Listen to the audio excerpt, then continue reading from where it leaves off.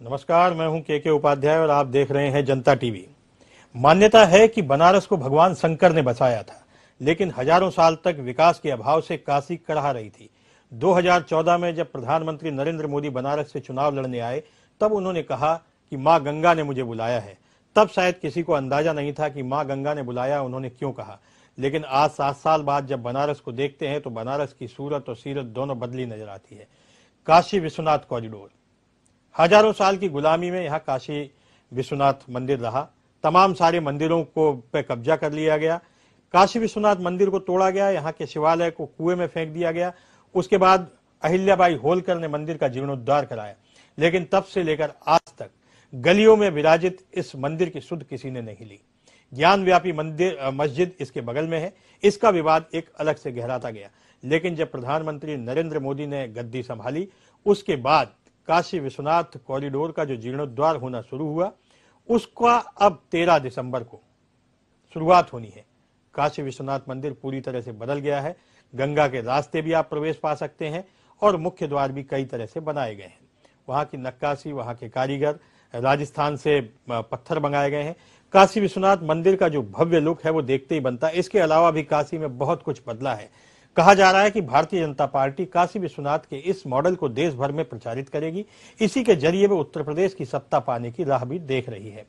यह मॉडल कितना सक्सेस हो पाता है, क्या ये गुजरात मॉडल की तरह काम करेगा या नहीं करेगा, क्या तमाम सारे और जो दावे हैं उनके ऊपर यह मुद्दा भारी पड़ता है या नहीं, ये तो आने वाला वक्त बताएगा। बहरहाल इस मुद्दे पर हमारे साथ आज डिबेट में बात करेंगे डॉक्टर कौशलकांत मिश्रा, भारतीय जनता पार्टी के प्रवक्ता हैं, उमाशंकर पांडे कांग्रेस से, कपिल श्रीवास्तव समाजवादी पार्टी से, और बनारस से हमारे साथ अरुण मिश्रा जुड़े हैं। अरुण मिश्रा वहां के वरिष्ठ पत्रकार हैं, तमाम अखबारों में उन्होंने काम किया है और बनारस की नब्ज पर उनकी अच्छी खासी पकड़ है। बातचीत की शुरुआत करते हैं कौशलकांत मिश्रा से, भारतीय जनता पार्टी से। कौशलकांत जी, ये बताइए कि गुजरात मॉडल की तरह काशी मॉडल को दिखाने की जरूरत क्या पड़ी? आखिर क्या वजह है कि भारतीय जनता पार्टी को इवेंट आधारित मॉडल बनाने पड़ते हैं, इवेंट प्लान करने पड़ते हैं? आखिर ऐसी कौन सी वजह है कि धर्म के आधार पर चुनाव में जाने की रणनीति भारतीय जनता पार्टी को बनानी पड़ रही है? डॉक्टर कौशल, मुझे ये नहीं समझ में आता कि जैसे आप कह रहे हैं कि धर्म के आधार पे, क्या गुजरात का डेवलपमेंट किसी धर्म आधारित है? नहीं, वो डेवलपमेंट विकास आधारित है। और विकास के मॉडल पे प्रत्येक राजनीतिक दल को आगे बढ़ना चाहिए। अब अगर हम किसी जगह का विकास करते हैं और उसको अपना मुद्दा बना करके पब्लिक के सामने जाते हैं, जनता के सामने जाते हैं, और जनता ने उस मॉडल को एक्सेप्ट किया है, इतने दिनों तक गुजरात में देखिए, इतने सालों तक एक्सेप्ट किया है, वही डेवलपमेंट का मॉडल अगर लाया जा रहा है उत्तर प्रदेश में, और जब से सरकार बनी है तब से पूरे उत्तर प्रदेश का समग्र विकास हो रहा है। अगर हम सिर्फ काशी की बात करें, चूंकि काशी का आज मामला है, तो काशी में ये समझ लीजिए कि 1500 करोड़ रुपए से ज्यादा खर्चा हो चुका है अभी तक का, और अभी और कितना खर्चा होने वाला है। जिस तरीके से अगर हम बात करें काशी विश्वनाथ कॉरिडोर की बात करें, उसके बाद देखिए काशी का सूरत बदल गई है। जो देव दीपावली मनाई जाती है, जो दीपोत्सव मनाया जाता है, और काशी के अलावा पूरे प्रदेश में अब काशी को आप मान के चल रहे हैं। अभी आप देखिए कुछ दिन पहले जेवर में जो एयरपोर्ट का उद्घाटन हुआ है, वो विश्व के चौथे नंबर का एयरपोर्ट है, हिंदुस्तान का और एशिया का सबसे बड़ा एयरपोर्ट है।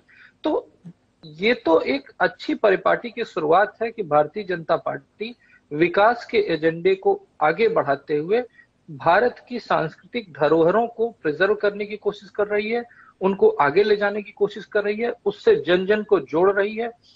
जो हैप्पीनेस इंडेक्स देखा गया है, जब से योगी सरकार उत्तर प्रदेश में काम कर रही है, उत्तर प्रदेश के सारे स्टेट के हैप्पीनेस के इंडेक्स को अगर कंपेयर किया जाए तो उत्तर प्रदेश का हैप्पीनेस इंडेक्स करीब 15 पावदान पढ़ के ऊपर आ चुका है। तो अगर जनता खुश है, लोगों का विकास हो रहा है, कल्चरल इंटीग्रेशन हो रहा है, और पूरे भारत का, हिंदुस्तान का विकास हो रहा है, तो मुझे नहीं लगता कि इससे अच्छी पॉलिटिक्स कुछ और हो सकती है या होनी चाहिए। इसके पहले उत्तर प्रदेश हमेशा जाति राजनीति से एड्रेस किया जाता रहा है, ये बीमारू प्रदेश में नाम माना जाता है। आज उत्तर प्रदेश को उत्तम प्रदेश बनाने की राह में योगी जी की और मोदी जी की जो डबल इंजन की सरकार है वो बहुत तेजी से चल रही है। और मुझे लगता है कि कोई भी और पॉलिटिकल पार्टी का ऐसा कॉम्बिनेशन नहीं आया है अभी तक जिसने विकास को प्रथम मुद्दा बनाया है। हमारी तरफ से विकास प्रथम मुद्दा है, जाति धर्म सेकंड मुद्दा है। हमारा एक बेसिक नारा है सबका साथ, सबका विकास, सबका विश्वास और सबका प्रयास। और सबके प्रयास से अगर प्रदेश का विकास हो रहा है तो इससे अच्छा कुछ नहीं है। ठीक है, ठीक है मिश्रा जी। हमारे साथ कपीश श्रीवास्तव जी भी हैं समाजवादी पार्टी से। कपीश जी, 2014 में जब केंद्र में मोदी सरकार बनी थी, उसके बाद इसका कॉरिडोर का प्लान बनाया गया था, लेकिन यह कहा जाता है कि उस प्लान को मंजूरी जो राज्य सरकारों की तरफ से तमाम सारी स्वीकृतियां मिलती हैं, उसको मंजूरियां देने में अखिलेश सरकार ने देर लगाई। तो काशी कॉरिडोर के काम में समाजवादी पार्टी ने रुकावटें क्यों डाली? और अब जब काशी कॉरिडोर बनकर तैयार है, उसका उद्घाटन 13 दिसंबर को होना है, तो उसको उस विषय में क्या कहेंगे? क्या आप उसका स्वागत करते हैं? इस तरह का विकास के डेवलपमेंट के मॉडल को आप अपने समाजवादी पार्टी के नजरिए से क्या कहेंगे? देखिए, समाजवादी पार्टी और हमारा देश ये संपोषणीय विकास चाहता है और संपोषणीय विकास के अनुक्रम में सांस्कृतिक विकास के कहीं ज्यादा अनिवार्यता अगर किसी चीज की होती है तो डेवलपमेंट की अर्थव्यवस्था की होती है। और मैं अपने मिश्रा जी का जवाब दूंगा, कामा बाई फुल स्टॉप। उससे पहले मैं कॉरिडोर पे कह दूं, देखिए कॉरिडोर बनाना बहुत अच्छी बात है, आपका सराहना कर दिया जाए, लेकिन वो सारी स्वीकृतियां हमारे सरकार के बीच में जो हम प्रदेश सरकार पे लायबिलिटीज होती वो हमने दी हैं। और इनका क्या है, ये तो पुरुषार्थ पर पानी फेरने वाले लोग हैं। ये अटल जी के साथ नहीं खड़े होते उपाध्याय, ये अपने ही नेता को नेता मानने के लिए तैयार नहीं है। क्योंकि अटल जी ने इसी संसद से कहा था कि अगर हम देश के डेवलपमेंट में जो योगदान पूर्ववर्ती सरकारों का रहा है उसको अगर हम घोल के पीते हैं तो हम तत्कालीन यानी कि 55-60 साल के सरकार के क्रियाकलाप जो कि जनता चुन करके उन्हें भेजी, आप जनता के जनादेश की उपेक्षा करते हैं और ये कुछ भी कर सकते हैं, क्योंकि इनको इसके अलावा नहीं आता दूसरे का काम अपने सर पे बैठा लेना और अपना जो गलत काम है वो दूसरों के सर पे बैठा देना। अरे भाई, 2017 में आपकी पार्टी आ गई और उससे लेकर के 5 साल हो गए भैया, डबल इंजन की सरकार थी, तो चतुर्मुखी विकास कॉरिडोर का क्यों नहीं कर लिया? और मैं दूसरी चीज कहता हूं कि समाजवादी पार्टी इस पक्ष में बिल्कुल नहीं थी कि जिस तरीके से मंदिरों को तोड़ा गया है भारतीय जनता पार्टी के शासनकाल में, वो मंदिर तोड़े जाएं। हां, प्रतिष्ठापित आपको करना चाहिए था। वो बहुत पुराने मंदिर थे, उनको आप जमीन से निकाल करके कहीं प्रतिष्ठापित कर सकते थे। क्या हमारे पास ये टेक्नोलॉजी नहीं है या देश के पास पैसा नहीं था? आपके पास सोच नहीं थी। आपने विध्वंसक कार्य करके एक नई चीजों को जन्म दिया है। लेकिन मैं एक बात कहता हूं, काशी की वो जो तंग गलियां थीं जो पूरे विश्व प्रसिद्ध थीं, क्या आप कह सकते हैं कि काशी जो है वो कॉरिडोर की वजह से जाना जाएगा या बाबा विश्वनाथ की वजह से जाना जाएगा? उसमें आपका क्या योगदान है? किसी चीज की रंग रोगन करा देना, एक चौड़ीकरण करा देना और उसको ये लूट लेना जैसे कि रंग रोगन नहीं हुआ है। 1500 करोड़ रुपए खर्च हुए हैं। आप जाके देखिए तब का काशी और आज का काशी। आपकी इस बात से मैं सहमत नहीं हूं, पूरी तरह से बदल गया है। और अगर काशी बाबा के नाम से जाना जाता है तो बाबा की सुध किसने ली? बाबा की सुध तो प्रधानमंत्री नरेंद्र मोदी ने ली। आपकी सरकारें रही तब क्यों नहीं? वो तंग गलियों में था, उसके अंदर घुसा नहीं जाता था, कीचड़ भरा रहता था। मैं भी गया हूं, हर साल काशी विश्वनाथ के दर्शन करने जाता हूं, लेकिन वहां कीचड़ के अलावा कुछ नहीं था तंग गलियों में। बाबा की सुध नहीं ली थी समाजवादी पार्टी ने। और ये जो आप कह रहे हैं कि मंजूरियां मिली है, हमारे साथ अरुण मिश्रा जी जुड़े हुए हैं, उनसे हम बाद में बात करेंगे। आप इस पे जवाब दीजिए कि रंग रोगन नहीं हुआ है केवल कि बाबा के अगर नीति जी नहीं, आपने कहा ना रंग रोगन करना, तो भाई जो चीज दिखाई दे रही है अगर उसको आप रंग रोगन कह रहे हैं तो समाजवादी पार्टी का रुख काफी अच्छा है। कि ये खुशहाली के इंडेक्स में 15 नंबर पे आए। अरे आप 15 नंबर पीछे चले गए हैं, आप पाकिस्तान के पीछे हैं, आप जीडीपी में बांग्लादेश से पीछे चले गए हैं। आपको शर्म नहीं आती है? आपने केवल 7 वर्षों में 55 लाख रुपए आपने देश को कर्जदार बनाया, 55 लाख करोड़ रुपए आपने विदेशों से उठाया है, और आप कहते हैं कि बड़ा डेवलपमेंट का कार्य चल रहा है। 12.5 करोड़ लोगों को आपने बेरोजगार किया है। बाबा खुश होंगे क्या? बाबा यही चाहते थे क्या? बाबा यही डेवलपमेंट चाहते थे क्या? तो यह भारतीय जनता पार्टी का ढकोसला है जिसके पीछे वो छुपना चाहते हैं। विश्व बंधुत्व की भावना लेकर हमारा सनातनी हमारे बाबा विश्वनाथ चलते थे। बाबा विश्वनाथ चाहते थे क्या? कि उनके पुत्रों की नौकरी खा ली जाए, उनके भविष्य को खा लिया जाए, उनके किसानों को जमीन पे बैठा के मार दिया जाए, उनके किसानों की हत्या इनकी आकाशबंदी करे। ये बाबा विश्वनाथ चाहते थे क्या? काशी कॉरिडोर की बात हो रही है, आप दूसरे मुद्दों पे आ गए। मैं सैल्यूट कर लूं आपको अगर यही बाबा विश्वनाथ चाहते थे।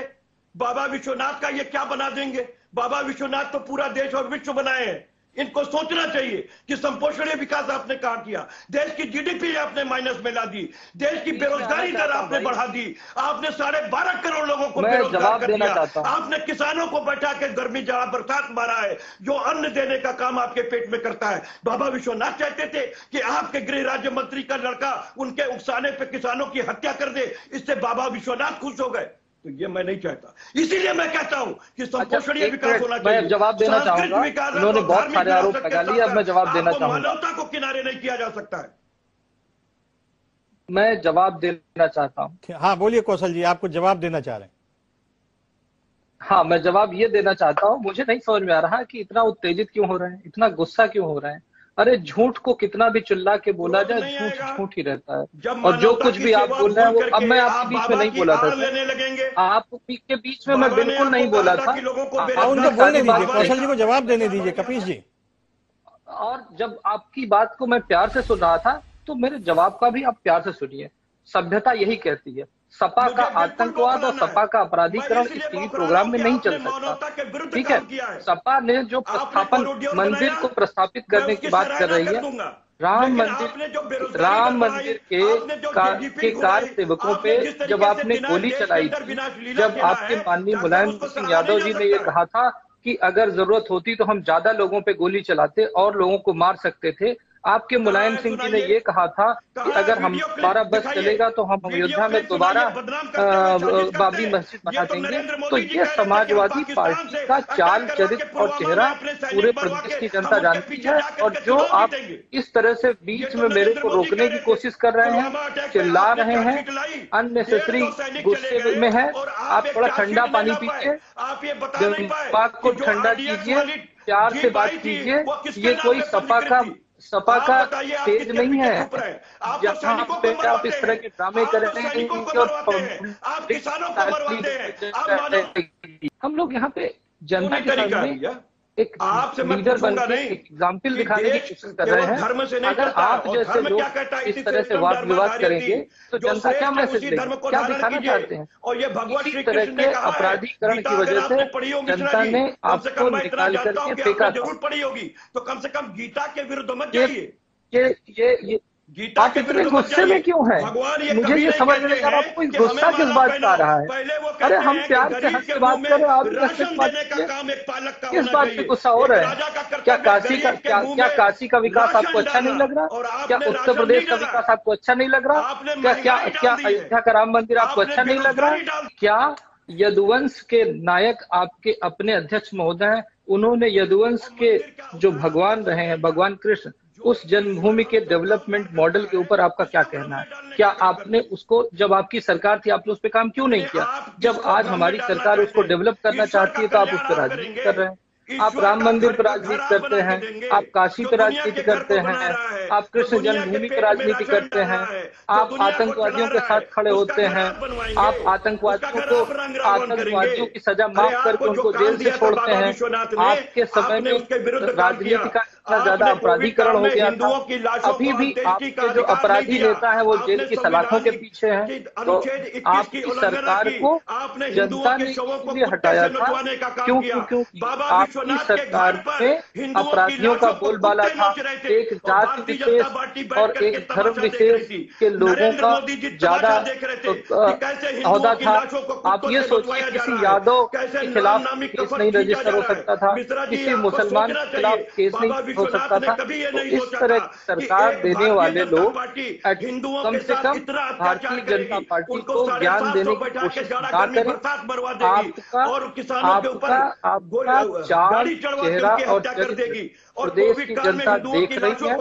और आपको याद है, आपको मैं याद दिलाना चाहूंगा कि आपको याद दिलाना चाहूंगा कि ये भारतीय जनता पार्टी का नहीं, बहुजन समाज पार्टी का नारा था, चढ़ गुंडों की छाती पर, मोहर लगेगी हाथी पर। तो गुंडों की सरकार आप चलाते थे, अपराधियों की सरकार आप चलाते थे, और आप यहाँ पे बैठ करके इस प्रोग्राम का भी अपराधीकरण करने की कोशिश कर रहे हैं। आपने सारी बातें बोली, मैं सुनता रहा, जब मैं बोल रहा हूँ तो आप उसमें इंटरफेयर कर रहे हैं। मुझे समझ में नहीं आ रहा कि आप जैसे लोग अगर सत्ता में आ जाएंगे तो प्रदेश की सत्ता का क्या हाल होगा। उमाशंकर पांडे जी, काशी, अयोध्या और अब मथुरा और फिर काशी कॉरिडोर का जिस तरीके से जीर्णोद्धार हुआ है, कांग्रेस इस कॉरिडोर के जीर्णोद्धार पर क्या सोचती है? अभी आपने दोनों वक्ताओं को सुना, भारतीय जनता पार्टी की आपने राय सुनी ही ली है।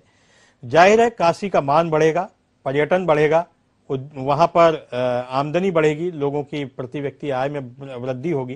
कांग्रेस का अपना नजरिया क्या है? उमाशंकर जी। मुझे लगता है उमाशंकर पांडे जी तक हमारी आवाज नहीं पहुंच रही है। हम अरुण मिश्रा जी से जान लेते हैं। अरुण जी, आप बनारस से जुड़े हुए हैं, बनारस के रहने वाले हैं, बनारस में बरसों से है। काशी किस तरह से बदल गई है? एक गैर राजनीतिक विश्लेषण आपसे चाहेंगे कि काशी किस तरीके से बदली है, पिछले 7 सालों में जो बदलाव हुआ है उस पर आप क्या कहेंगे? बनारस में बदलाव को इस रूप में देखा जाए, न भूतो न भविष्यतो। मैं शब्द ये इसलिए कहना चाहता हूं कि 2014 के बाद सिर्फ कॉरिडोर की बात न की जाए, बनारस से जो आसपास के जिलों में 4 लेन परियोजनाएं जुड़ी हैं, वो आने वाले दिनों में औद्योगिक विकास के लिए या प्रत्यक्ष अप्रत्यक्ष रोजगार के लिए बहुत बड़ा फायदा होने जा रहा है। अब कॉरिडोर की बात आते हैं। अभी हमारे जो राजनीतिक साथी हैं समाजवादी पार्टी को, उन्होंने एक बात कही है कि कॉरिडोर में मंदिरों का बड़ा वो हटाया गया वहां से। मैं एक बात बता दूं, 2014 के पहले जब समाजवादी पार्टी के 2017 के पहले समाजवादी पार्टी की सरकार थी, तो यहाँ एक फ्लाईओवर बन रहा था, उसके नीचे 7 मंदिरों को विस्थापित किया गया। काशी विश्वनाथ मंदिर में भी जितने मंदिरों को हटाया गया, उन मंदिरों को वहां जाकर के आज 24 मंदिरों को वहां विस्थापित किया गया, उनको संरक्षित किया गया। 52,000 वर्ग मीटर में मंदिर कॉरिडोर का जो विस्तारीकरण हुआ है, 100 करोड़ की लागत से गंगा के किनारे जो घाट हैं, घाट किनारे जो उसके वार्ड हैं, 100 करोड़ से डेवलपमेंट हो रहा है। उन गलियों में जो अंग्रेजों के शासन में जो सीवरेज लाइन थी उनको बदला गया है, पेयजल लाइन बदला जा रहा है। सर, वहां बहुत बड़ा काम बनारस को लेकर के हो रहा है। सिर्फ कॉरिडोर नहीं, कॉरिडोर के आसपास की जो गलियां हैं, जो बनारस गलियों के नाम से जाना जाता रहा, 3 बार बनारस में सफाई होती। कभी कोई सोचा नहीं था कि बनारस में 3 बार सफाई होती है। यहाँ की ट्रैफिक व्यवस्था में सुधार हुआ है। बदलाव तो मैं फिर कहता हूं, बदलाव भूतों न भविष्यतों की तर्ज पर हुआ है। एक बात और मैं कहना चाहूंगा, विश्वनाथ मंदिर कॉरिडोर को सिर्फ उस कॉरिडोर से न जोड़ा जाए, उसको आने वाले दिनों में अयोध्या से लेकर के इस देश की सबसे बड़ा आस्था का केंद्र होने जा रहा है। अभी तक 10 करोड़ पर प्रति वर्ष जो है, सावन के महीने में 1 माह में पीडब्ल्यूडी को भुगतान सिर्फ बल्लियों के लिए किया जाता था। आप समझिए, विगत 2 दशक में यदि 20 सालों में देंगे तो 200 करोड़ रुपया सरकार केवल बल्लियों पर खर्च कर गई। जनता को तकलीफ होती थी क्योंकि लाइन में खड़े होने के लिए बल्लियां लगाई जाती थी वहां पर। अब क्या है कि गंगा से सीधे जल उठाएंगे और सीधे गंगा में बाबा के दरबार में वो जलाभिषेक करेंगे। 24 मंदिरों को संरक्षित किया गया। जिन मंदिरों को हटाने की बात कही जा रही है, उन मंदिरों पर ही लोगों ने अपने घर बना लिए। उसी में लैट्रिन बाथरूम लोगों ने बना रखे थे। कोई मंदिर में घर नहीं था, मंदिरों में लोगों ने घर बना दिया, मंदिर के चारों तरफ घेर लिया, उसको बना लिया था। तो उन मंदिरों को संरक्षित करने के लिए जब प्रशासन ने अपने जब शुरू की कार्रवाई, वहां पर लोगों से बातचीत की। सबसे बड़ी चीज सर, वहां पर कोई भी भवन को लेकर के कोई विवाद नहीं खड़ा हुआ। लोगों ने स्वयं स्वेच्छा से विवाद अपना दिया, सरकार ने पूरा पैसा दिया और उनको विस्थापित कराने में मदद की। ये बहुत बड़ी बात रही है बनारस को लेकर के। और बहुत सारी योजनाओं को सिर्फ बनारस के कॉरिडोर के बगल की जो गलियां थी, आज उन गलियों में नए चौका पत्थर बिछाए जा रहे हैं। लाइटिंग की व्यवस्था इतनी बढ़िया बनारस की है कि आप किसी दूसरे शहर से उसकी तुलना नहीं की जा सकती। आज की तारीख में वो पुणे और दूसरे जो बंगलोर शहर जैसे यहाँ की लाइटिंग की व्यवस्था की गई है। हाईवे से जोड़ लीजिए बनारस से। मैं तो सर ये भी एक बड़ी बात कहना चाहूंगा, कभी किसी जमाने में मनमोहन सिंह की सरकार हुआ करती थी, बाबतपुरी किसी भी शहर के एयरपोर्ट से जो वो कम्युनिटी जो रोड होता है, वह रोड बहुत अच्छा होना चाहिए किसी भी शहर का, वो कि एयरपोर्ट पर उतरते ही लोग समझ जाए कि क्या शहर कैसा होगा। मनमोहन सिंह की सरकार थी, इसी जगह अखिलेश जी थे, मायावती थे, दर्जनों बार वो बनारस में आए होंगे, पूर्वांचल का दौरा किए होंगे, बाबतपुर एयरपोर्ट पर उतरे होंगे, किसी की नजर नहीं गई। लेकिन प्रधानमंत्री की नजर गई और 17 किलोमीटर की दूरी को लोग 3 घंटे में पूरा करते थे। आज 17 अरुण जी हमारे साथ उमाशंकर पांडे जी है। आपने मनमोहन सिंह जी की बात की है, उमाशंकर पांडे जी से ही ले लेते हैं। उमाशंकर पांडे जी, काशी कॉरिडोर पर लेकर कांग्रेस का नजरिया क्या है और यह विकास कांग्रेस के समय में होना चाहिए था, ऐसा अरुण मिश्रा जी का, वहां के वरिष्ठ पत्रकार हैं, बनारस के ही हैं, तो आप कांग्रेस के नजरिए से आपका क्या कहना है? जी जी, देखिए ठीक है, उनका अपना नजरिया है और सभी को अपना नजरिया रखने का हक है।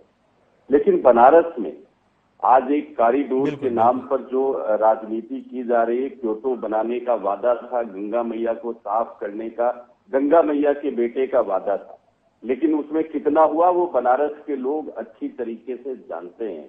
तमाम प्राचीन मंदिरों को तोड़ दिया गया, जो मुझे लगता है कि उन मंदिरों के महंत, उन मंदिरों से जिनकी आस्था जुड़ी थी, उन पर कुठारा घात था। लेकिन बनारस का मैं आपको बीच में इंटरप्ट कर रहा हूं। अरुण मिश्रा जी कह रहे थे कि यहां से मंदिरों को तोड़ा नहीं गया है, उन मंदिरों को पुनर्स्थापित किया गया है और मंदिरों में घर बने हुए थे, मंदिर नहीं थे वो, मंदिरों में घर बने हुए थे, उन मंदिरों को, सभी मंदिरों को पुनर्स्थापित किया गया है। अब बोलिए आप जी। इसमें से कह रहे थे ये देखिए, ये बिल्कुल ये कहेंगे मंदिरों को तोड़ा नहीं गया है, ये कुछ भी कहें, लेकिन हकीकत तो हम आप जानते हैं ना कि सैकड़ों प्राचीन मंदिर, जो सैकड़ों साल पुराने मंदिर थे, उनको तोड़ा गया। ये कह रहे हैं कि हमने पुनर्स्थापित किया, दोनों एक ही बात है। पुनर्स्थापित का मतलब हो गया कि मंदिरों को जहां पर वो थे वहां पर वो तोड़े गए, फिर अगर ये कहीं और उनको स्थान देकर स्थापित करने की बात कर रहे हैं तो इसको पुनर्स्थापित करना कहते हैं। अजय राय जी जो हमारे पार्टी के एमएलए रहे, उनको जेल भेजने का काम भी उन्हीं मंदिरों के तोड़ने के दौरान किया गया था, जब वो इसका विरोध कर रहे थे संतों के साथ मिलकर। ये तो हो गया इनके कॉरिडोर का मामला। गंगा मैया जो है अभी भी 1.5 गुना से ज्यादा गंदी हुई है, ये हम नहीं कह रहे हैं, ये नेशनल ग्रीन ट्रिब्यूनल की रिपोर्ट कह रही है। क्रूज चलाने के लिए कितनी बार प्रधानमंत्री जी ने बनारस पहुंचकर इवेंट मैनेजमेंट किया, लेकिन क्या क्रूज चल रहे हैं बनारस से लेके कोलकाता तक? सवारियां चल रही हैं, बैठ के आ जा रही हैं, टिकट मिल रहे हैं? ये इस डिबेट में बता के जाएं। एक बात। दूसरी बात, अब कांग्रेस पार्टी के विकास की बात कर लेते हैं उपाध्याय जी। कांग्रेस पार्टी 1989 तक सत्ता में रही थी, कांग्रेस पार्टी केंद्र में सत्ता में रही थी। हमने 1963 में डीजल इंजन का बनारस का कारखाना बनाया था, हमने टेक्सटाइल मिल बनारस का साड़ी उद्योग स्थापित किया था, हमने आईआईटी में बीएचयू बनाया, और जिस international airport Lal Bahadur Shastri ji airport की बात की जा रही, उसको लाल बहादुर शास्त्री का नाम हमने दिया, उस एयरपोर्ट को बनाया हमने, उस एयरपोर्ट को इंटरनेशनल का दर्जा हमने दिया, ये उस एयरपोर्ट का हमने काम किया। और 17 किलोमीटर की सड़क पे कुछ गिट्टी पत्थर डाल के उसको ठीक कर देने को अगर ये अपना विकास मान रहे हैं तो बिल्कुल माने, मैं बिल्कुल इस पे वो नहीं कर रहा हूँ, लेकिन वो इंटरनेशनल एयरपोर्ट जिसने बनाया उसको कुछ क्रेडिट देंगे कि नहीं देंगे? हमने वहां पर बनारस में टकसाल बनाए थे, हमने कालीन उद्योग को डेवलप करने के लिए तमाम तरीके की सब्सिडी दी, हमने फिक्स्ड बिजली का रेट किया था, इन्होंने उस फिक्स्ड रेट को हटा दिया। और कोरोना काल में जो कालीन के व्यापारी जो बुनकर मारे गए, उनको इन्होंने कोई राहत नहीं दी, उनका बिजली का जो बिल था उनको माफ नहीं किया, हमने उनको पावर लूम दिया था। आज क्या हो गया, आज वो पावर लूम बेचकर वो लोग रेडी और पटरी पर बैठकर अपनी दुकान चला के अपना परिवार का पालन कर रहे हैं। जो थ्रेड उद्योग, जो धागे का उद्योग था, वो पूरा उद्योग पूरे पूर्वांचल का चौपट हो गया, बनारस का सारी उद्योग चौपट हो गया। ये किया है भारतीय जनता पार्टी की सरकार ने। इन्होंने गंगा मैया के साथ छल किया, इन्होंने प्राचीन मंदिरों के महंतों के साथ ठगी किया। ये इनका जो है विकास का किनारे वाला रूप है। बनारस का जो विकास आपको दिखता है वो आपने जो सवाल उठाए हैं उसका जवाब हम डॉक्टर कौशल कांत से ही ले लेते हैं। कौशल जी क्या कहेंगे? पांडे जी ने तमाम कटघरे में खड़ा कर दिया है भाजपा को। उनका कहना है कि कांग्रेस के समय में सारा विकास हुआ, उसके बाद 89 के बाद उनकी सरकार नहीं रही, और समाजवादी पार्टी का कहना है कि ये जो योजनाएं मंजूर हुई हैं वो उनके कार्यकाल में हुई हैं। कौशल जी। हाँ, सबसे पहले तो अगर हमने तो कहीं ये नहीं कहा कि कांग्रेस ने बनारस में काम नहीं किया जो ये गिनवाने की कोशिश कर रहे हैं। हमने कहा क्या? किसी ने कहा क्या? किसी का स्टेटमेंट आया क्या? इन्हें डर किस बात का है? इन्हें डर इस बात का है कि आज का डेवलपमेंट तब के डेवलपमेंट से बहुत अच्छा है, बहुत ज्यादा है और बहुत बड़ा है। और जो ये बताने की बात कर रहे हैं, मैं उत्तर प्रदेश का ही रहने वाला हूँ, तो मैं आपको बता देता हूँ कि आपने क्या क्या बंद किया। मैं कानपुर की बात करता हूँ, बंद करने में कांग्रेस का योगदान क्या रहा। कानपुर में विक्टोरिया मिल वो आपने बंद की, कानपुर की एल्गिल मिल वो आपने बंद की, कानपुर की लाल इमली मिल वो आपने बंद की। सारे इंडस्ट्रियल हब को खत्म करने का काम आपने किया। आप काशी विश्वनाथ की बात कर रहे हैं, मदन मोहन मालवीय जो बनारस यूनिवर्सिटी है वो कांग्रेस ने बनाई थी, वो तो तब से बनी हुई थी। तो झूठ न बोले, सही बोले। हमने ये नहीं कहा कि आपने क्या किया, हम तो ये करें कि हमारा डेवलपमेंट मॉडल अभी तक के जितने भी राजनीतिक दल हैं उनसे ज्यादा बेहतर है। जानकारी मैं डेवलपमेंट की बात करता हूं। आप ये देखिए कि 320 किलोमीटर से ज्यादा कॉरिडोर बनाया गया है। हाँ, तो मुझे जरा BHU के बारे में इनका ज्ञान बढ़ाना है, वो जरा सुन लीजिए, और लाल इमली की भी बात सुन लें। उस पे 600 करोड़ से ज्यादा रुपए का खर्च किया गया है। गंगा की सफाई इस समय जो बनारस में लोग रह रहे हैं, बनारस जा करके देखिए किस गंगा को आप दिखाते थे, आज जो बनारस का हाल है वो वहां के लोग महसूस कर रहे हैं। और अगर आपने 79 तक बनारस को इतना डेवलपमेंट कर दिया तो सरकार आपकी क्यों नहीं आई? अगर आपने बहुत ज्यादा अच्छा काम किया था तो आपकी सरकार 79 से बाहर क्यों है? उसको जनता ने बाहर का रास्ता क्यों दिखा दिया? क्यों? क्योंकि आपकी सरकार करप्शन वाली सरकार कुछ काम नहीं करती थी, सब कुछ आप जहां से चुनकर आते थे, आपके जो महाराज, आपके जो राजकुमार, अमेठी थी जहां से आप चुन करके आते थे, उस अमेठी का तो विकास। एक मिनट कौशल जी, उमाशंकर पांडे जी जवाब देना चाहते हैं। कौशल जी एक मिनट केवल। हाँ पांडे जी। पहली बात तो इन्होंने BHU किसने बनाया? पंडित मदन मोहन मालवीय जी का नाम लिया, अपना ज्ञान बढ़ा लीजिए। पंडित मदन मोहन मालवीय जी कांग्रेस पार्टी के राष्ट्रीय अध्यक्ष रहे और उन्होंने BHU बनारस की स्थापना की थी। लेकिन IIT BHU बनाने का काम कांग्रेस पार्टी ने 2012 में किया, डॉक्टर मनमोहन सिंह जी ने किया। उसको उसकी स्थापना के बाद पहले वो बनारस इंजीनियरिंग स्कूल था, जो आज IIT BHU है, उसका पहले नाम बनारस इंजीनियरिंग स्कूल था, फिर उसको बनारस इंजीनियरिंग कॉलेज बनाया गया और फिर उसको IIT कानपुर बनाने का काम कांग्रेस पार्टी ने किया। ये ज्ञान अपना बढ़ा लीजिए। और लाल इमली कानपुर कांग्रेस पार्टी की सरकार में नहीं बंद हुआ था, अपना ज्ञान बढ़ाइए।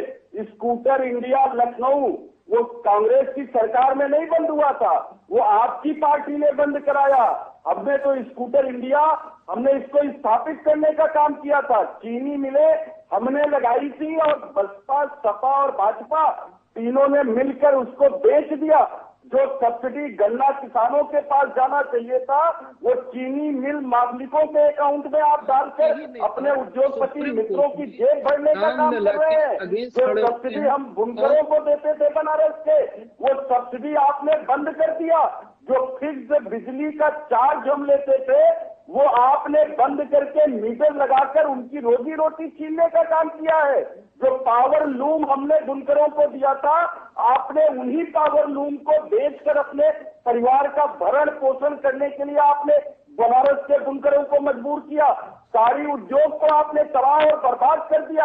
आप हमसे तुलना करेंगे? बीच में आप मुझे बताइए। आप कितने आराम से बोल रहे थे, मैंने इंटरफेयर नहीं किया, और जब मैं बोल रहा हूँ तो आप बीच में आ रहे हैं। यही बात है। आप जो है इस टीवी प्रोग्राम को भी अपने पार्टी जैसा बनाने की कोशिश कर रहे हैं, जहाँ पे सिर्फ एक व्यक्ति की सुनी जाती है। हमने IIM लखनऊ बनाया, हमने PGI लखनऊ बनाया, हमने मेरठ विश्वविद्यालय, हमने पूर्वांचल विश्वविद्यालय, हमने गोरखपुर विश्वविद्यालय, हमने रुंदेलखंड विश्वविद्यालय बनाया, हमने जवाहरलाल नेहरू मेडिकल कॉलेज अलीगढ़ बनाया, हमने लाला लाजपत राय मेडिकल कॉलेज, हमने गणेश शंकर विद्यार्थी मेडिकल कॉलेज कानपुर बनाया, इनसे कहिए ना, हमने बिहारी मेडिकल कॉलेज गोरखपुर बनाया, हमने ही नहीं है। आप उत्तर प्रदेश में टुकड़ा साफ हो गया है। आप किसी अपने तुलना में इन्होंने आपके राज्य आप विकास पर बहस करिए, आप बताइए इसका वहाँ कुछ किया हो। चीनी मिलें हमने भाग जाते हैं, वहाँ पे केरल में जाते हैं, वायनाड में कहते हैं उत्तर प्रदेश के लोगों के खिलाफ बोलते हैं। आप गांव के खिलाफ हैं, आप हिंदुस्तान के खिलाफ, आप उत्तर प्रदेश की जनता के खिलाफ, और आप जिस तरह का आप दिखा रहे हैं, इससे ये पता चलता है कि आपको कितना कष्ट हो रहा है। आपको मालूम है। आप ठीक है पांडे जी। कपीश जी, ये जो काशी विश्वनाथ की या मथुरा की, अयोध्या की जब भी बात आती है, समाजवादी पार्टी इन सवालों के जवाब नहीं देती है। वजह क्या है? क्या मुस्लिम वोटों के नाराज होने का समाजवादी पार्टी को डर लगता है? जबकि अखिलेश सरकार में 500 से ऊपर मदरसों को सरकारी अनुदान दिया जाता था। कुछ मदरसों के अनुदान बंद कर दिए गए हैं। तो शिक्षण संस्थानों को तो अनुदान देने की सरकार की कोई जरूरत नहीं थी, और अगर उनको दिया जाता था तो जो हिंदू प्रतिष्ठान है उनको अनुदान देने में क्या दिक्कत थी? कि समाजवादी पार्टी को किसी चीज में डर नहीं लगता है, पहली चीज, क्योंकि हम लोग चौकी पे और चौके पे और कोई काम नहीं करते। लेकिन हमको डर लगता है देश के संविधान के विरुद्ध जाने में। हम देश के संविधान की पंथ निरपेक्षता की धज्जियां नहीं उड़ा सकते हैं। और जहां तक आपने कहा कि मदरसों को आपने ऐड किया, तो आप उठा के लिस्ट देख लें, हमने संस्कृत विद्यालयों को भी ऐड किया है। हमने अगर मदरसों में उर्दू शिक्षक नियुक्त किए तो 16,000 हम लोगों ने बाकायदा शिक्षक अपने उसमें कार्यकाल में संस्कृत के भी रखे हैं। और इनसे पूछिए कितने रखे, ये नहीं बता पाएंगे, क्योंकि एक नहीं रखे इनके काल में। अब मैं आपको दूसरी चीज कह रहा हूं कि देखिए, समाजवादी पार्टी देश के साथ खड़ी है, देश के संविधान के साथ खड़ी है, देश के संविधान के साथ हम न्यायपालिका के उन वर्डिक्ट के साथ खड़े हैं जो भविष्य में आएगा। अगर कहीं न्यायपालिका के अंदर कोई सब जुडिशरी केस चल रहा है तो एक अच्छे नागरिक होने के नाते हमारा भी और हमारे कौशल मिश्रा जी का भी होना चाहिए। जो युक्तियां थी उस पर कोर्ट की पाबंदी लगी हुई थी, उसको हमने क्लियर करके आगे बढ़ाया। आपके समय में जिस तरीके से एक जात विक्षेप के लोगों का अपॉइंटमेंट होता रहा था, और उस पर हाई कोर्ट का कहना और सुप्रीम कोर्ट ने इंटरफेयर किया, सुप्रीम कोर्ट के कहने के बाद सारी नियुक्तियां रद्द की गई। आप जिस तरीके से उत्तर प्रदेश लोक सेवा आयोग को, मैं नहीं कहता इंडिया टुडे में छपा हुआ था कि या सवाल दिया था, तो जिस तरीके से आपने एक धर्म से और एक जात के लिए जात विशेष आपने अपना दिल दिखाया, और जिस तरीके से गुंडागर्दी आपने मचाई, आपके ही सरकार में एक होते थे गायत्री प्रजापति, का नाम था गायत्री। धर्म की स्थापना करना चाहते हैं, किस कॉरिडोर की स्थापना चाहते हैं? आप बताइए, नाथूराम के साथ खड़े हैं आप, तो मुझे बताइए, आप नाथूराम के विचारों के आधार पे कॉरिडोर बना रहे हैं या पूरे देश के अंदर मंदिर तोड़ रहे हैं? क्या कर रहे हैं? और आपने जो हिंदुओं की लाशों को कुत्ते से नचवाया था, वो भी क्या नाथूराम की विचारधारा पे नचवाया था? क्योंकि भगवान राम की विचारधारा को मानने वाले लोग ये काम नहीं करते हैं, और उनके आदर्शों पे चलने वाले लोग अपने कम से कम अनुच्छेद 21 की उल्लंघना नहीं करते हैं। अंत्येष्टि का अधिकार। ये राजनीतिक बहस है। आपसे ये जानना चाहूंगा कि जो काशी कॉरिडोर में बदलाव हुआ है मंदिर में, वहाँ मंदिर परिक्षेत्र में क्या बदलाव हुआ है? आपने उसको किस हाल में देखा था, आज वो किस हाल में है, और अभी वहाँ क्या काम होना बाकी है? काशी विश्वनाथ मंदिर कॉरिडोर का काम लगभग पूरा हो चुका है। 4 बड़े प्रवेश द्वार वहां बनाए गए हैं। मुख्य द्वार को वहां बनाया गया है जो गंगा के किनारे से प्रवेश करेंगे लोग, जितने श्रद्धालु होंगे। सरकार की कोशिश ये रही है कि जो लोग गंगा स्नान करें फिर बाबा के दरबार में जाएं। कॉरिडोर के अंतर्गत 24 मंदिर ऐसे थे जिनको पुनर्संरक्षित किया गया है। आप एक बात उन मंदिरों इससे पहले तक जो है हमारे कौशल मिश्रा जी भी राजनीतिक विश्लेषक बनकर के बैठते थे, बड़ा निष्पक्ष होकर के। मैं कपीस जी से, यानी कि ये हरियाली के वो अंधे हैं, इनको खाली बहराई सूझ रहा है, ये भविष्य भी देख ले रहे हैं। वाह रे मिश्रा जी, तेलबाजी में आपका जवाब नहीं है प्रभु। अब मैं दूसरी बात कह रहा हूं, मेरी बात आप पूरी सुन लीजिए, फिर मैं बताता हूँ। आपने भविष्य आप अरुण जी की बात तो सुन लीजिए भाई। वो पत्रकार है, वो किसी राजनीतिक दल के नहीं है, वो पत्रकार है, किसी राजनीतिक दल के नहीं है वो। मैंने ये कहा नहीं कि आपसे आपकी समाजवादी पार्टी की सरकार ने काम नहीं किया, मैंने तो ये नहीं कहा। मैं बौड़ा कॉरिडोर को लेता हूँ, मेरी बात सुनिए, मैं बौड़ा कॉरिडोर को लेता हूँ। समाजवादी पार्टी ने आप बोलने तो कॉरिडोर को भविष्य कैसे देख लिया? मैं तो इसीलिए कह रहा हूँ कि भैया पत्रकार हैं, निष्पक्ष बनिए, कम से कम मेरी बात तो सुनिएगा, देखिए, क्योंकि हरियाली के अंदर मुझे राजनीतिक जी अरुण जी आप बोलिए। अरुण जी, कपीस जी, मुझे राजनीतिक पार्टी के तौर पे ना घसीटिए। मैं आपके समाजवादी पार्टी के जो अच्छे काम हुए और कांग्रेस के जो अच्छे काम हुए उसको भी मैं आपके सामने व्यक्त कर रहा हूँ। बौड़ा कॉरिडोर को समाजवादी पार्टी ने बनवाया। बौड़ा कॉरिडोर, देखिए 4 बड़े पुल थे। कार्यकर्ता है, मैं आपको भविष्य नहीं कहते। उपाध्याय जी बताइए, भविष्य आप देख सकते हैं? अरे अरुण जी को बोलने तो दो भाई। आप कपीस जी, कांग्रेस ने और सपा ने अरुण जी को घेर लिया, अरुण जी को तो बोलने दो भाई। आप कौशल जी से सवाल करिए, आप अरुण जी को तो बोलने दो। आप अनुरोध है कपीस जी और पांडे जी से, मेरा अनुरोध है कि वो पहले पूरी बात सुने। अब वो आपके दबाव में आ गए। अरुण जी बोलिए। अरुण जी मेरी बात सुनिए आप। मैं कांग्रेस की पहली बात करता हूं। पांडे जी ने कहा कि एयरपोर्ट किसने बनवाया? एयरपोर्ट बनवाया कांग्रेस पार्टी की सरकार ने, यूपीए सरकार ने बनवाया। चलिए ये भी मान लिया जाता है। तो क्या सड़क का जो कनेक्शन है आने जाने की, वो सुविधा कांग्रेस को उस समय जितना देनी चाहिए थी वो नहीं मिली? मैं अभी भी कह रहा हूं, ट्रामा सेंटर बीएचयू में जो बनवाया वो कांग्रेस ने बनवाया। पांडे जी पहले पूरी बात सुनिएगा। ट्रामा सेंटर किसने बनवाया? बीएचयू में कांग्रेस ने बनवाया। वो उत्तर भारत का सबसे बड़ा ट्रामा सेंटर बीएचयू में बना। लेकिन उसके आगे डेवलपमेंट को कैंसर संस्थान जैसी चीज, 500 बेड का कैंसर संस्थान मोदी सरकार ने बनवाया। यह भी आपको स्वीकार करना होगा। दूसरी बात, समाजवादी पार्टी की सरकार में बौड़ा कॉरिडोर बना, 5 पुलों का शिलान्यास किया, आधे अधूरे, 14 साल तक पुल अधूरे रह गए। पुल को किया भाजपा सरकार ने। पत्रकारिता के आड़ में रेलवे का जो हॉस्पिटल था वो पहले से स्थापित था। और जी पूरी बात नहीं सुनना चाहते आपने उसी हॉस्पिटल को पहले सुन लीजिए। उसके बाद आपके साथी कितने पूर्व मंत्री विधायक हमारे मित्र रहे हैं, मैं उनके बारे में कल आप सभी लोग की तरह से जानते हैं मेरे निष्पक्ष पत्रकारिता को। से ज्यादा मीटिंग मोदी जी करा चुके हैं। पूरा देश में सुनना नहीं चाहते, आप सुनना नहीं चाहते। आपके भी बच्चों को पत्रकारिता की जगह नहीं मिलेगी। मैं बता रहा हूँ, किसी भी ऐसे संस्था में आप पढ़ा नहीं पाएंगे। नहीं, आप गलतफहमी पाल के बैठे हुए। पहले मुझे आपके किसी प्रमाण की जरूरत मुझे नहीं है। आपसे मुझे पत्रकारिता के प्रमाण की जरूरत नहीं है। आप पूर्वांचल के किसी भी मंत्री और विधायक से पूछिएगा मेरे बारे में।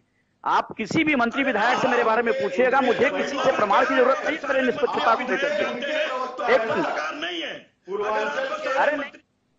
अरे भाई, आप उनके पत्रकारीय भविष्य पर बात मत करिए। कपीस जी, पत्रकारीय भविष्य उनको आप बोलने तो दे, वो अपनी बात भी रखने के लिए स्वतंत्र नहीं है। तो समाजवादी पार्टी का फिर जो चरित्र है, वो जो कौशल जी कह रहे थे वो सही है, आप उनको बोलने ही नहीं दे रहे। आप पूरी बात, आप उनको बोलने तो दे। कि पहले एक निष्पक्ष, आप पहले पूरी बात सुनिए। कपिल जी, मेरा यह कहना है कि समाजवादी पार्टी की सरकार ने बौड़ा कॉरिडोर को बनवाया। उससे कोई भी सियासी दल, यहाँ चाहे कांग्रेस हो, चाहे बीजेपी हो या चाहे दूसरे दल हो, उन्होंने कोई इनकार नहीं किया सकता। बनारस की मीडिया ने भी इस बात को स्वीकार किया कि भाई बनारस में बौड़ा कॉरिडोर जैसी चीजें बनाई उन्होंने। लेकिन आप ही की सरकार 2007 में, उससे भी आप इनकार मत करिए, 2007 में मुलायम सिंह ने यहाँ पर गंगा पर पुल का शिलान्यास किया, जिसका नाम रामनगर पुल था और बलुआ घाट पुल था। उस पुल को 2012 में भी नहीं बनाया गया, 2017 तक नहीं बना, आधा अधूरा पुल बनाया। क्या एक दशक में भी एक पुल का निर्माण न हो तो वो जनता को थोड़ा बहुत लगता है। चाहे मैं मीडिया के पहले मैं एक जनता भी मैं हूं, तो लिहाजा मुझे भी या किसी को भी लगेगा कि 10 साल में ये पुल क्यों नहीं बना। अब बीजेपी की सरकार आई, उन्होंने पुल बनवा के अपना वो श्रेय ले गए कि मैंने उसको पुल को बनवा दिया है। इसी तरह से चौका घाट पुल का मामला आया, इसी तरह से वो मरुआडी पुल का मामला आया। आप विकास योजनाओं को विकास के नजरिए से देखिए, राजनीतिक नजरिए से मत देखिए। महंगाई 16% बढ़ गई है, पेट्रोल जो है वो 100 के पार हो गया है। मिश्रा जी आप भरवाते होंगे। अरे आप जब गिनाने लगे तो आप महंगाई पेट्रोल पे आ गए। महंगाई पेट्रोल का सवाल अलग से आएगा ना भाई, काशी कॉरिडोर की बात हो रही है, आप महंगाई और पेट्रोल पे आ गए।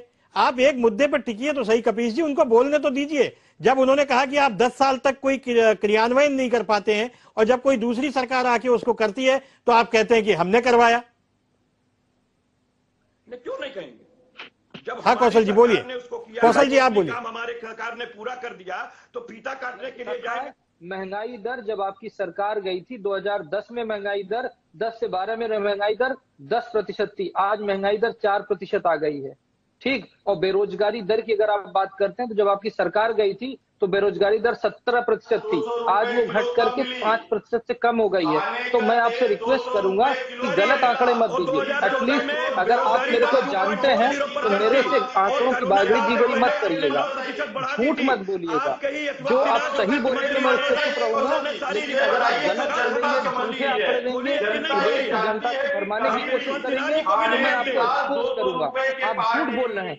आपने जो आंकड़े बताए वो बिल्कुल गलत है कि आप बेरोजगारी के आंकड़े नहीं जारी करेंगे 2019 पर। आपने किया था क्या फर्क पड़ता है? उससे दाल की कीमत थोड़ा ही घट जाएगी, उससे डीजल पेट्रोल के दाम थोड़े ही घट जाएंगे, उससे सब्जी और फल के दाम थोड़े ही घट जाएंगे, उससे खाद का काम और बिजली का रेट थोड़ा ही कम हो पांडे जाएगा। जी, आज से भारतीय जनता पार्टी ने उत्तर प्रदेश में राशन बांटना शुरू किया है।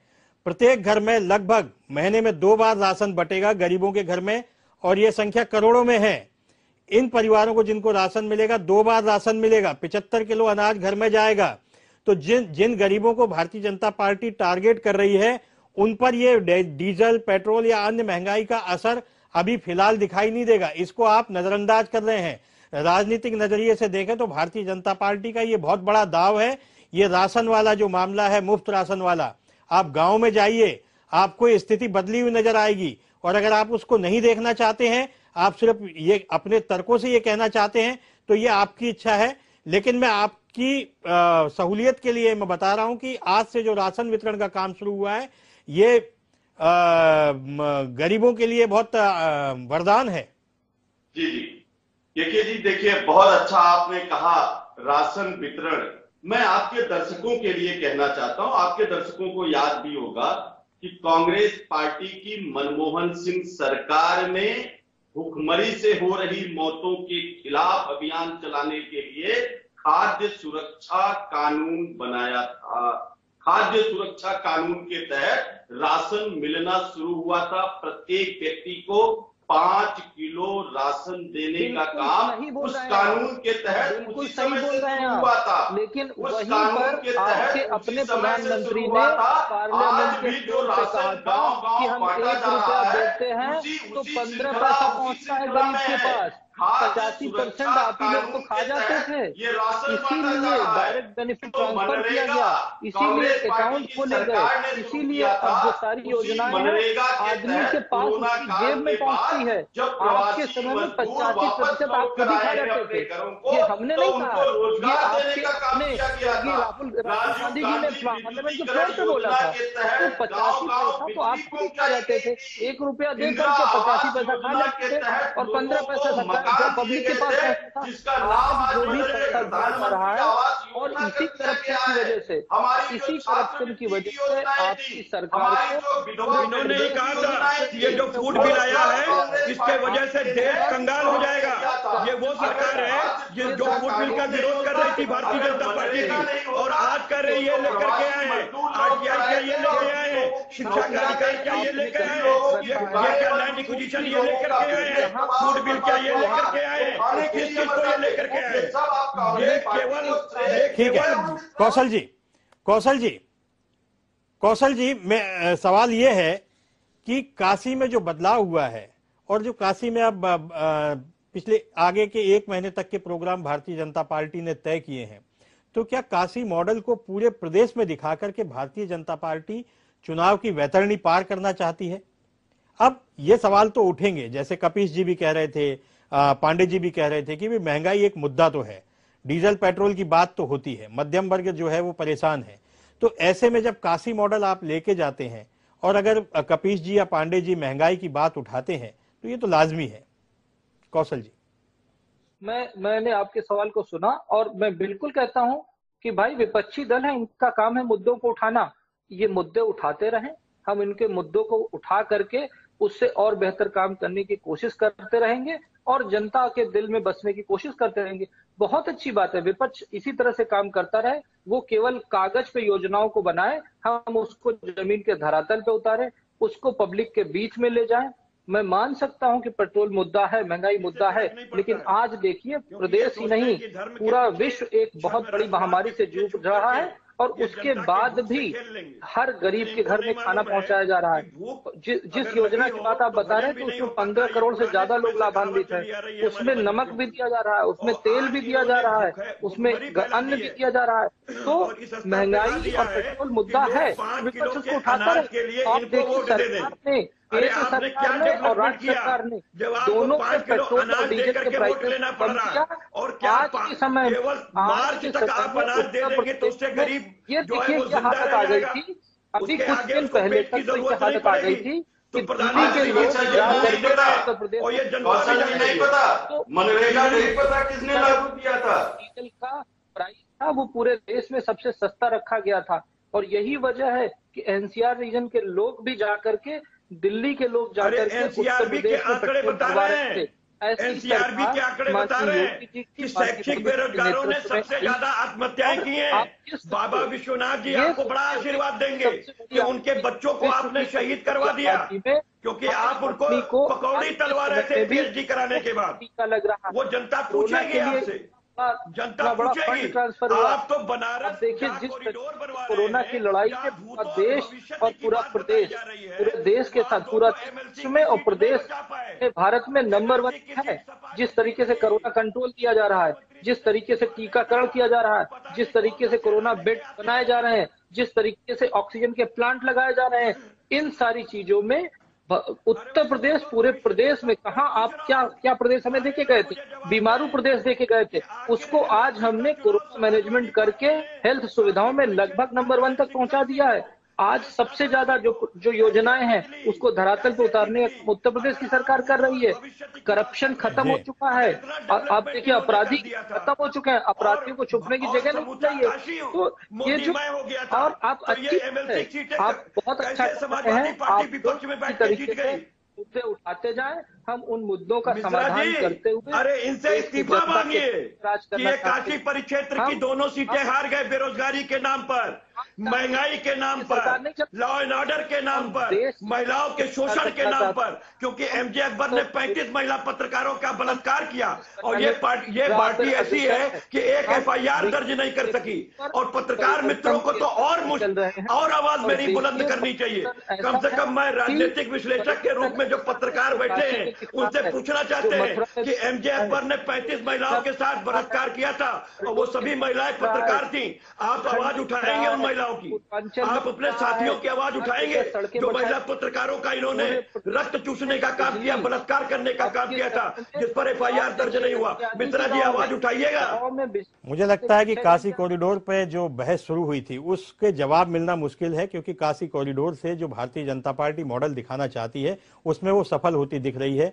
हमारे जो दोनों वक्ता हैं उनके भी जो जवाब थे वो विकास को लेकर के ठहरते हैं, लेकिन भारतीय जनता पार्टी इवेंट और डेवलपमेंट दोनों को साथ लेकर चलती है।